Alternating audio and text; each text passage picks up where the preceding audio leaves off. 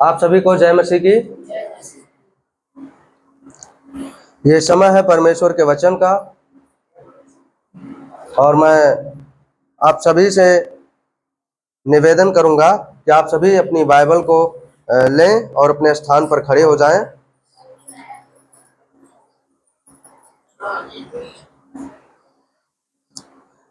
आज का जो वचन है वह लूका 8:26-39।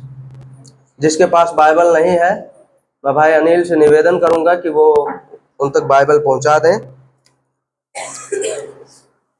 मेरे साथ आप सभी निकाल लें लूका उसका 8वां अध्याय 26 से 39 पद। सभी को मिल गया? ये परमेश्वर का वचन है और परमेश्वर के वचन में इस प्रकार से लिखा है, फिर वह गिरासेनियों के देश में पहुंचे जो उस पार गलील के सामने है। जब वह किनारे पर उतरा तो उस नगर का एक मनुष्य उसे मिला जिसमें दुष्टात्माएं थी। वह बहुत दिनों से न कपड़े पहनता था और न घर में रहता था, वरन कब्रों में रहा करता था। वह यीशु को देखकर चिल्लाया और उसके सामने गिरकर ऊंचे शब्द से कहा, हे परम प्रधान परमेश्वर के पुत्र यीशु, मुझे तुझसे क्या काम? मैं तुझसे विनती करता हूँ, मुझे पीड़ा न दे। क्योंकि वह उस अशुद्ध आत्मा को उस मनुष्य में से निकलने की आज्ञा दे रहा था, इसलिए कि वह उस पर बार बार प्रबल होती थी। यद्यपि लोग उसे सांकलों और बेड़ियों से बांधते थे तो भी वह बंधनों को तोड़ डालता था और दुष्टात्मा उसे जंगल में भगाए फिरती थी। यीशु ने उससे पूछा, तेरा क्या नाम है? उसने कहा, सेना, क्योंकि बहुत सी दुष्टात्माएं उसमें बैठ गई थी। उन्होंने उससे विनती की कि हमें अथाह गड्ढे में जाने की आज्ञा न दे। वहां पहाड़ पर सूअरों का एक बड़ा झुंड चल रहा था, इसलिए उन्होंने उससे विनती की कि हमें उनमें बैठने दें। उसने उन्हें जाने दिया। तब दुष्टात्माएं उस मनुष्य में से निकलकर सूअरों में गईं और वह झुंड कड़ाड़े पर से झपट कर झील में जा गिरा और डूब मरा। चरवाहे यह जो हुआ था देखकर भागे और नगर में और गांव में जाकर उसका समाचार दिया। लोग यह जो हुआ था उसे देखने को निकले और यीशु के पास आकर जिस मनुष्य से दुष्टात्माएं निकली थी उसे यीशु के पांव के पास कपड़े पहने और सचेत बैठे हुए पाकर डर गए। और देखने वालों ने उनको बताया कि वह दुष्टात्मा का सताया हुआ मनुष्य किस प्रकार अच्छा हुआ। तब गिरासेनियों के आसपास के सब लोगों ने यीशु से विनती की कि हमारे यहाँ से चला जा, क्योंकि उन पर बड़ा भय छा गया था। अतः वह नाव पर चढ़कर लौट गया। जिस मनुष्य में से दुष्टात्माएं निकली थी वह उससे विनती करने लगा कि मुझे अपने साथ रहने दे, परंतु यीशु ने उसे विदा करके कहा, अपने घर को जा और लोगों से बता कि परमेश्वर ने तेरे लिए कैसे बड़े बड़े काम किए हैं। वह जाकर सारे नगर में प्रचार करने लगा कि यीशु ने मेरे लिए कैसे बड़े बड़े काम किए हैं। आमीन। आइए हम अपने सिर को झुकाएं और परमेश्वर से प्रार्थना करें। धन्यवाद देते हैं परम प्रधान परमेश्वर आज के सुंदर दिन के लिए, सुंदर समय के लिए। प्रभु धन्यवाद करते हैं पिता परमेश्वर कि हम आपके सम्मुख एक बार फिर से उपस्थित होने पाए प्रभु, ताकि हम आपके नाम की स्तुति, आपके नाम की आराधना और महिमा करने पाए। खुदा बाप प्रार्थना करते हैं प्रभु कि आज का ये वचन हमारे जीवन को पिता परमेश्वर बदलने वाला हो। पिता परमेश्वर आज का ये वचन पिता परमेश्वर हमारे जीवन में कार्य करने वाला हो सके। प्रभु हम आपसे प्रार्थना करते हैं कि हमारे बुद्धि को, हमारे हृदय को खोल दें पिता परमेश्वर, ताकि आपके वचन का बीज हमारे हृदय की गहराइयों में समाने वाला हो सके। प्रभु वो हमारे जीवन में प्रकाश लाने वाला हो सके। परमेश्वर प्रार्थना करता हूँ प्रभु यीशु, आप दया करें, अनुग्रह करें। खुदा यहाँ बैठे हर एक जन के लिए प्रार्थना करता हूँ पिता परमेश्वर कि आप उन सभी के हृदय को खोलें पिता परमेश्वर, उनका आकर्षण आपके वचन की ओर हो पिता परमेश्वर, उन्हें आप अपनी तरफ पिता परमेश्वर खींचे, ताकि आपके वचन से सीखने पाए पिता परमेश्वर। आपके वचन से केवल सीखें ही नहीं, उसे अपने निजी जिंदगी में लागू करने वाले हो सके परमेश्वर। प्रार्थना करता हूँ प्रभु, आप दया करें, अनुग्रह करें पिता परमेश्वर। प्रभु, मैं अपने लिए प्रार्थना करता हूँ परमेश्वर कि आप मुझे बल, बुद्धि और सामर्थ्य से भरे पिता परमेश्वर। आपके वचन को पिता परमेश्वर दूसरों तक पहुंचाने की सामर्थ्य दे पिता परमेश्वर, क्योंकि पिता परमेश्वर आपका वचन दो धारी तलवार से भी ज्यादा चोखा है, वह गूदे को आर पार छेद देता है पिता परमेश्वर। प्रभु, आपके वचन में कुछ भी घटाया या बढ़ाया नहीं जा सकता पिता परमेश्वर। मैं आपसे प्रार्थना करता हूँ खुदा कि आप अपने वचन को मुझ पर प्रकट करें पिता परमेश्वर, मुझे बुद्धि दें ताकि मैं आपके वचन को और अच्छे से सीख सकूं प्रभु। धन्यवाद के साथ प्रार्थना यीशु के नाम से मांगते हैं, आमीन। आप सभी अपने स्थान पर बैठ जाएं।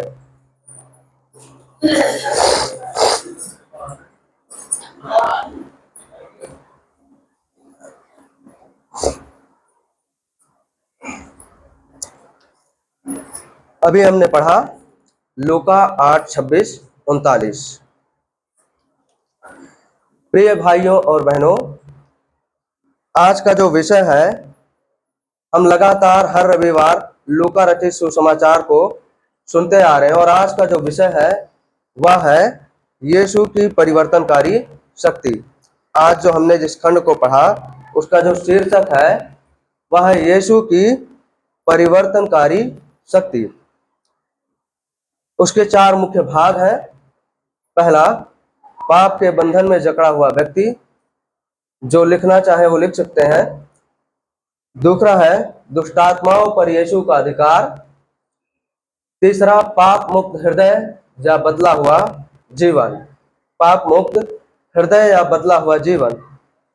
चौथा, यीशु को अस्वीकार करने वाले हृदय। मेरे प्रियो, आज हम सभी जानते हैं कि मनुष्य के जो जीवन की सबसे बड़ी समस्या है वह क्या है? पाप, शैतान का बंधन है। दुनिया में आज सभी लोगों के पास धन, संपत्ति, दौलत सब कुछ है, लेकिन फिर भी उनका जीवन क्या है? अंदर से खाली है, वो अंदर से टूटे हुए हैं और शैतान के बंधनों में जकड़े हुए जीवन को जी रहे हैं, है ना। कोई व्यभिचार में है, कोई गलत रिश्तों में है, कोई गलत आदत में है, कोई झूठ, कोई हिंसा, कोई ईर्ष्या में है, कोई निराशा के विचारों में दबा हुआ है ना। मनुष्य बाहर से तो अच्छा दिख सकता है, लेकिन भीतर का जीवन क्या है? अंधकार में है। और आज जिस खंड को हमने पढ़ा है, उस खंड में हम एक ऐसे ही व्यक्ति को की कहानी को देखेंगे जिसका जीवन अंधकार में था, है ना। आइए हम पहले बिंदु को देखें, पाप के बंधन में जकड़ा हुआ व्यक्ति, है ना। आज हम उस व्यक्ति के बारे में देखेंगे जिससे लोगों को खतरा था, जिस व्यक्ति को लोगों ने त्याग दिया था, लेकिन प्रभु यीशु मसीह ने उसे मुक्त किया, उसे पाप के बंधन से आजाद किया। जब हम पद को पढ़ते हैं तो वहां पर लिखा है कि जब प्रभु यीशु मसीह झील के किनारे उतरता है तो कब्रों में से निकलकर एक मनुष्य उसके पास आता है। वचन 27 में लिखा है, जब वह किनारे पर उतरा तो उस नगर का एक मनुष्य उससे मिला जिसमें दुष्ट आत्माएं थी, है ना। एक व्यक्ति कब्रों में से बाहर निकल कर आता है यीशु मसीह के सम्मुख, और वह कैसा व्यक्ति होता है? जिसके ऊपर बहुत सारी दुष्ट आत्माएं थी, है ना। पढ़े पद 26 और 27 को। 27 पद में इस प्रकार से लिखा है कि जब वह किनारे पर उतरा तो उस नगर का एक मनुष्य उसे मिला जिसमें दुष्ट आत्माएं थी। वह बहुत दिनों से कपड़े नहीं पहनता था और ना घरों में रहता था, है ना। वह घरों में नहीं रहता था, वह कब्रों में रहता था। मरकुस रचित सुसमाचार में इस प्रकार से लिखा है कि वह दिन रात कब्रों में रहा करता था और कोई उसे साकलों से बांध नहीं सकता था, क्योंकि वह बार बार बेड़ियों और साकलों से बांधा गया, पर उसने बेड़ियों और साकलों के टुकड़े टुकड़े कर दिए। वह दिन रात कब्रों में चिल्लाता और अपने आप को पत्थरों से घायल करता था। मेरे प्रियो, कल्पना करें कि वह दृश्य कैसा रहा होगा। उस व्यक्ति का जो जीवन था वो कितना कष्टदायी रहा होगा। वह पूरी तरह पाप के बंधन में था, पूरी तरह शैतान के अधीनता में था। लूका हमें स्पष्ट रूप से यहाँ इसलिए इसे बताते हैं कि हम परमेश्वर की शक्ति को, यीशु मसीह की उस अद्भुत शक्ति को जो दुष्ट आत्माओं पर है, उसे हम देख सकें, है ना। यह वचन हमारे लिए भी है। यह वचन हमें दिखाता है कि क्या हमारा जीवन भी पाप के बंधन में नहीं, शैतान के बंधन में नहीं। पाप के बंधन में होने का केवल एक ही अर्थ नहीं कि हमारे ऊपर ऊपरी चक्कर हो, बोल चाल आम भाषा में ऊपरी चक्कर बोलते हैं जिसे। ऐसा नहीं कि जिसके ऊपर दुष्ट आत्माएं हो वही पाप के बंधन में। पाप के बंधन का मतलब है कि हम अपनी इच्छाओं के गुलाम हो, है ना। कोई कोई होता है जो अपनी इच्छाओं का गुलाम है, वो क्या है, वो भी एक प्रकार का पाप है। कोई व्यभिचार में है, कोई किसी लत में है ना। ये सब क्या है, पाप के बंधन है जिससे यीशु हमें छुड़ाता है। कोई ईर्ष्या रखता है। हमें अपने जीवन में देखना है कि हम किसके गुलाम हैं, हम किसके बंदी हैं, है ना। हमारे जीवन में ऐसा क्या है जिससे हमें आजाद होने की जरूरत है और जिसकी हम कैद में हैं। यदि हमारे जीवन में कुछ ऐसा है जिससे हम आजाद नहीं हो पा रहे हैं, तो इस व्यक्ति की तरह हमें भी यीशु मसीह के सम्मुख आने की जरूरत है। आइए हम दूसरे बिंदु को देखें, दुष्ट आत्माओं पर यीशु का अधिकार अथवा उसकी शक्ति। दुष्ट आत्माओं पर यीशु का अधिकार अथवा उसकी शक्ति। वचन 28 में लिखा है, वह यीशु को देखकर चिल्लाया और उसके सामने गिरकर ऊंचे शब्द से कहा, हे परम प्रधान परमेश्वर के पुत्र यीशु, मुझे तुझसे क्या काम, है ना। दुष्ट आत्मा जब यीशु को देखता है तो वह देखते ही यीशु के सम्मुख झुक कर उसे प्रणाम करता है ना।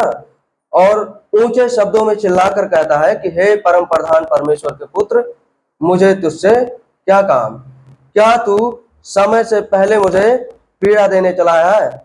आप सभी मत्ती 8:29 में देखें। मत्ती 8:29 में इस प्रकार से लिखा है,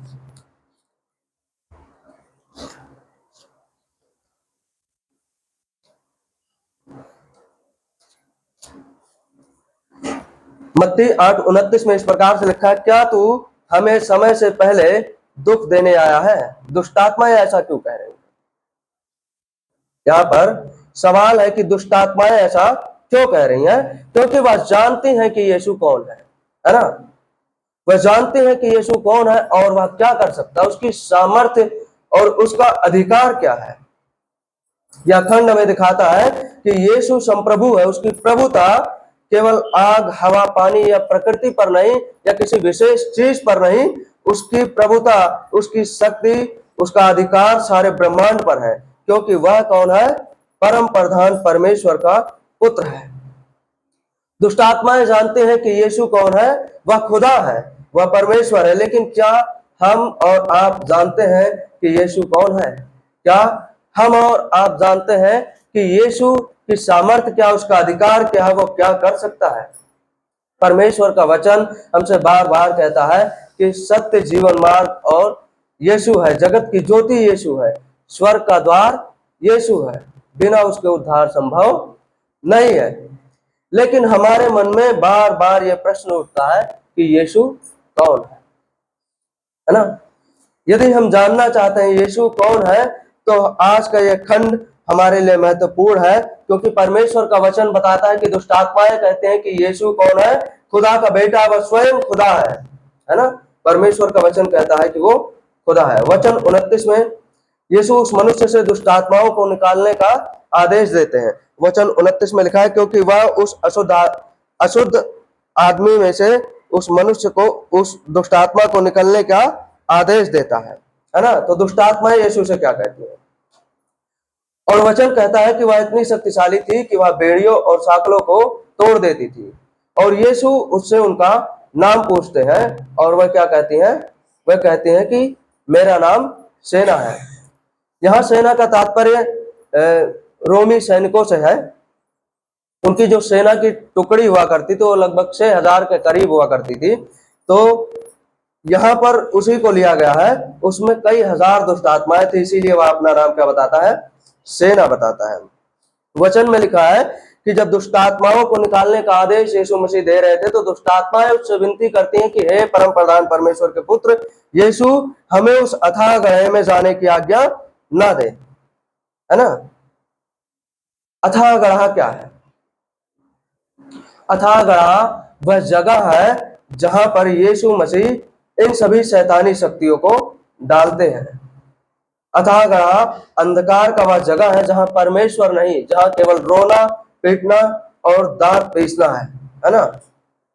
दुष्ट आत्माएं ये विनती क्यों करती हैं? क्योंकि अभी उनका समय पूरा नहीं हुआ है ना? वो यीशु से कहते हैं कि क्या तू समय से पहले हमें दंड देने चला आया है? दुष्ट आत्माएं जानती हैं कि यीशु अभी तुरंत उन्हें उस अथाह गड्ढे में डाल सकते हैं, इसलिए वे डर जाती हैं और प्रार्थना करते हैं कि हमें अथाह गड्ढे में न डाल। है ना? प्रकाशित वाक्य 1:3 में लिखा है, एक स्वर्गदूत को देखा गया जिसके पास अथाह गड्ढे की कुंजी और एक बड़ी जंजीर थी। उसने अजगर, उस पुराने सांप को जो शैतान और इब्लीस है, को पकड़कर 1000 वर्ष के लिए बांध दिया। उसे अथाह गड्ढे में डाल दिया और उसे बंद करके सील कर दिया ताकि वह जातियों को धोखा ना दे जब तक 1000 वर्ष पूरे ना हो। अथाह गड्ढा वो जगह है जहां अंधकार है, जिसे परमेश्वर ने अंतिम न्याय के लिए रखा, तैयार किया। दुष्ट आत्माएं डरती हैं कि यीशु उन्हें वहां तुरंत भेज सकता है, इसलिए वो विनती करती हैं कि मुझे वहां पर ना भेज। है ना? अथाह गड्ढा और अग्नि की झील, इन दोनों में अंतर है। जो हम प्रकाशित वाक्य को पढ़ते हैं तो वहां पर हम पाते हैं अथाह गड्ढा और अग्नि की झील के बारे में। अथाह गड्ढा वो जगह है जो एक सीमित कारागार है, जहां पर यीशु मसीह शैतानी शक्तियों को 1000 वर्ष के लिए बांधते हैं। और जो आग की झील है वह क्या है? अस्थाई दंड है। वहां पर जब यीशु मसीह वहां पर अंतिम न्याय करेंगे, वहां पर दुष्ट आत्माओं को जब डालेंगे तो वहां से वे कभी निकल नहीं पाएंगी। है ना?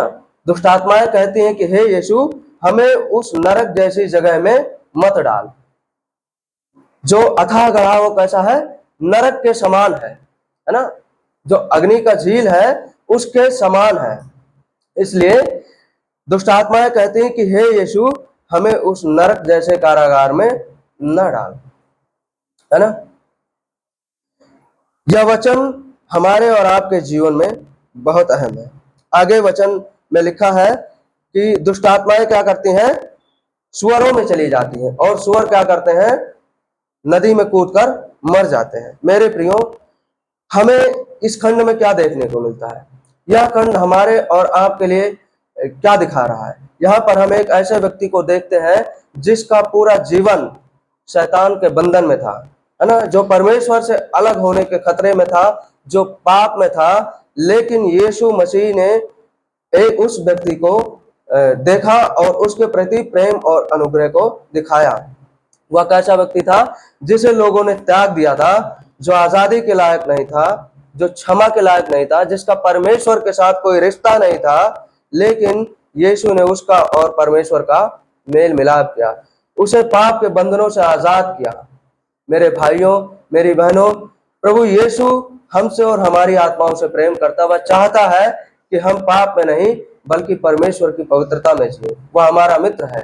यीशु ने कहा कि मैं पापियों के लिए आया हूं, धर्मियों के लिए नहीं। अतः हम इस खंड में केवल यीशु मसीह की शैतान पर शक्तियों को नहीं देखते, उस चमत्कार के रूप में नहीं देखते जो यीशु ने इस व्यक्ति के साथ किया, बल्कि हम पापियों के प्रति यीशु के उस प्रेम, उस दया, उस अनुग्रह को भी देखते हैं जो उसने इस दुष्ट आत्मा ग्रसित व्यक्ति के साथ किया, जो उसने हमारे और आपके साथ किया। है ना?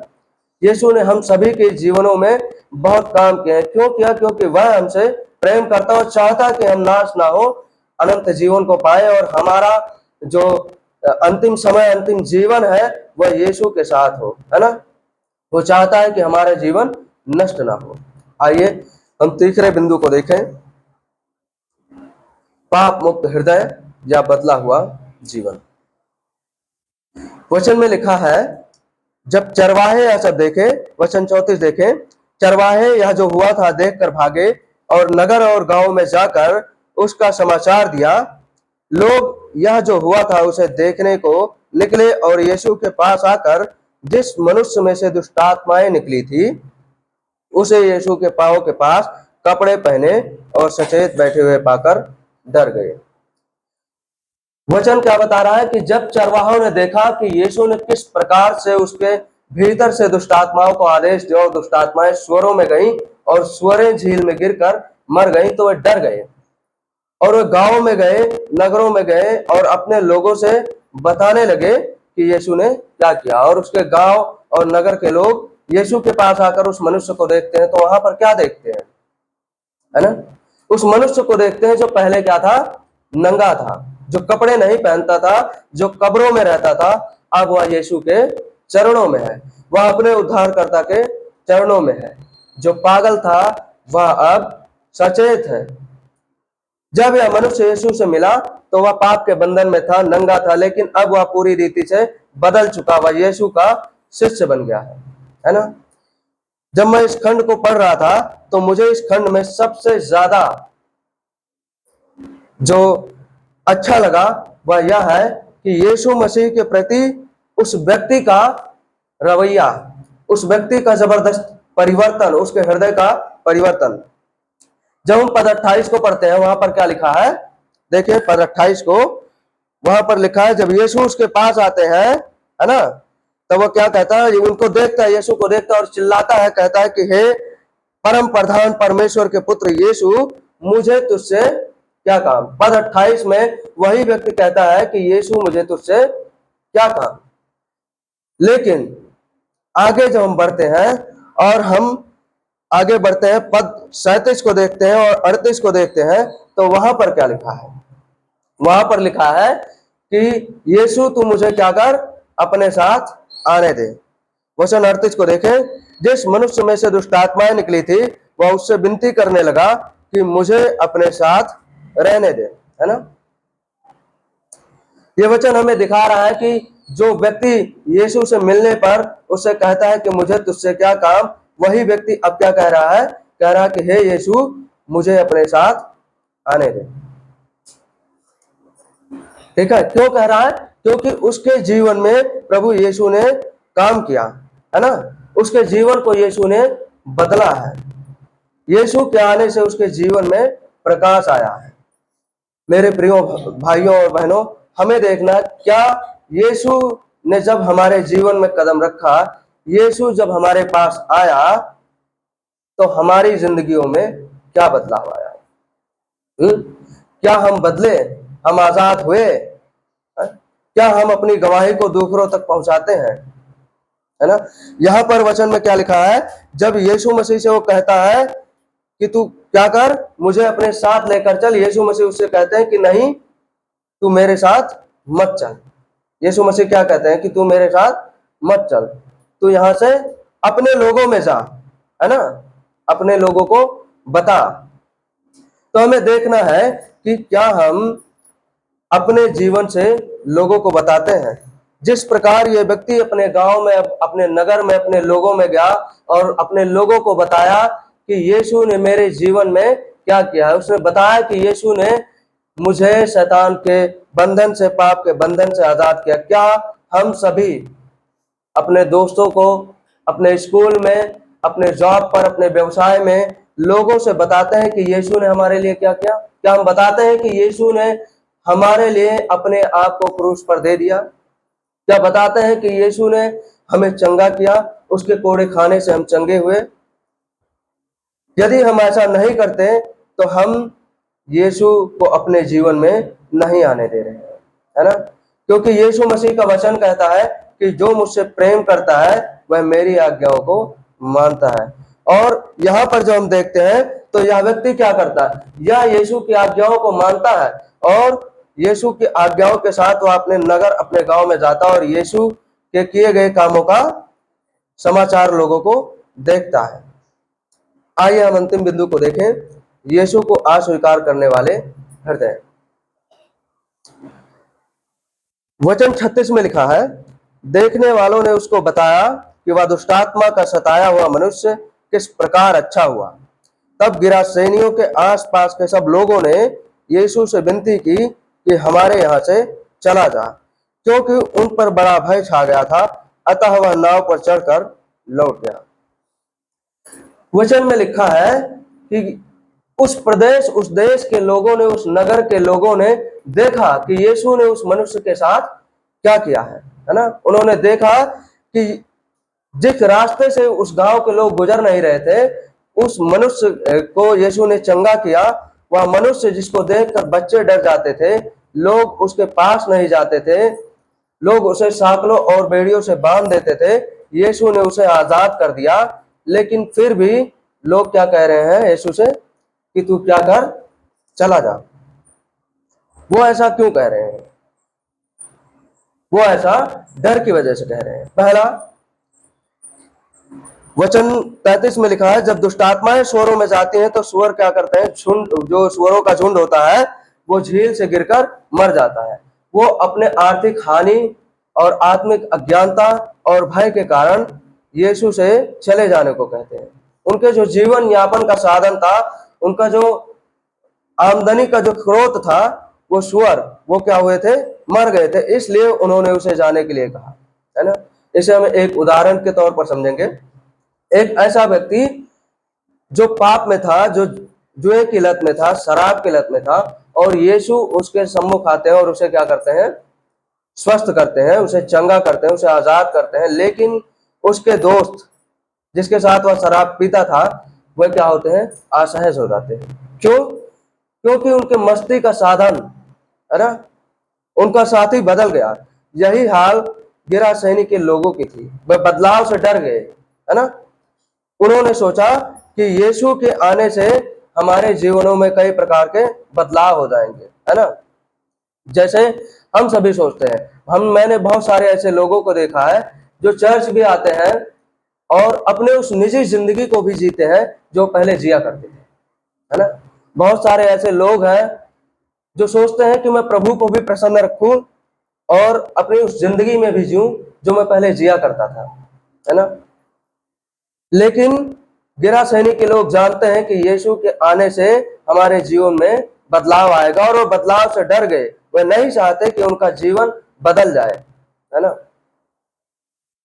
मैंने ढाई पुस्ते पे जो मंदिर है वहां पे एक बाबा को देखा था। तो एक बार की बात है, वहां एक व्यक्ति गया था झाड़ फूक करवाने, तो उसके साथ मैं भी गया था। और मैंने वहां पर देखा था कि वो जो बाबा जी थे वो भगवा पहनते थे, मंदिर पे रहते थे, लेकिन वो प्रार्थनाएं यीशु के नाम से करते थे, है ना। वो जो भी दुआ करते थे, जो भी झाड़ फूक करते थे, वो यीशु के नाम से करते थे, लेकिन वो कलीसिया में नहीं आते थे, है ना। वो यीशु का प्रचार नहीं करते थे। एक बार मैंने उनसे पूछा कि बाबा जी आप ऐसा क्यों करते हैं, यदि आप यीशु को जानते हैं तो आप उसके भवन में क्यों नहीं जाते, आप उसके नाम की गवाही क्यों नहीं देते? तो उन्होंने मुझे क्या उत्तर दिया जानते हैं आप? समाज, है ना। बहुत सारे ऐसे लोग हैं जो यीशु मसीह से सहमत हैं। वो जानते हैं कि यीशु उद्धार करता है, वो जानते हैं कि यीशु के कलाम में जो लिखा है वही सत्य है, लेकिन समाज के डर के कारण वो अपनी प्रतिक्रिया नहीं देते, है ना। हमें देखना है कि हम यीशु को लेकर क्या प्रतिक्रिया देते हैं। क्या गिरासेनी के लोगों की तरह कहते हैं कि यीशु तू हमारे जीवन से चला जा, या हम कहते हैं कि यीशु तू मेरे जीवन में आ, मुझे बदल, मेरे जीवन पर अपना अधिकार कर, मेरे हृदय को, मेरे जीवन को बदल, मेरे हृदय में अपने प्रकाश को चमका। यदि हमने आज तक ऐसा नहीं किया तो आज हमारे पास अवसर है ना, कि हम प्रभु यीशु से कहें कि हमारे हृदय में आ और हमारे जीवन को बदल। आमीन। आइए हम प्रार्थना करें। धन्यवाद देते हैं परम प्रधान परमेश्वर आज के इस दिन के लिए, इस वचन के लिए। प्रभु यीशु, प्रभु आपका वचन कहता है पिता परमेश्वर कि आपकी जो प्रभुता है पिता परमेश्वर, वह समस्त ब्रह्मांड पर है पिता परमेश्वर। आपका अधिकार पिता परमेश्वर अधोलोक की कुंजियों में है पिता परमेश्वर। आपका अधिकार स्वर्ग पर है पिता परमेश्वर। प्रभु आपके बिना उद्धार संभव नहीं पिता परमेश्वर। स्वर्ग की कुंजी आपके पास है पिता परमेश्वर। बिना आपको, आपके ऊपर भरोसा किए बिना कोई स्वर्ग में नहीं जा सकता पिता परमेश्वर। प्रभु हम आपसे प्रार्थना करते हैं पिता परमेश्वर कि आप हमें सिखाएं पिता परमेश्वर, आपके वचन पर चलना सिखाएं पिता परमेश्वर। आप हमें अपने विश्वास में बढ़ाएं पिता परमेश्वर। आप हमें सिखाएं पिता परमेश्वर कि हम किस प्रकार से अपने जीवन को जिए पिता परमेश्वर।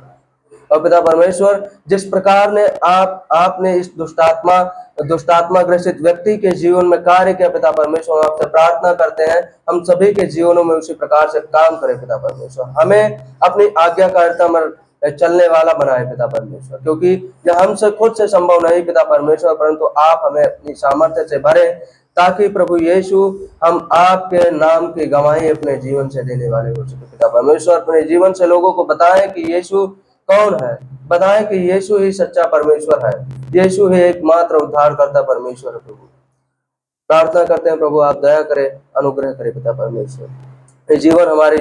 ये वचन हमारे जीवन को बदले पिता परमेश्वर। धन्यवाद के साथ प्रार्थना यीशु के नाम से मानते हैं, आमीन।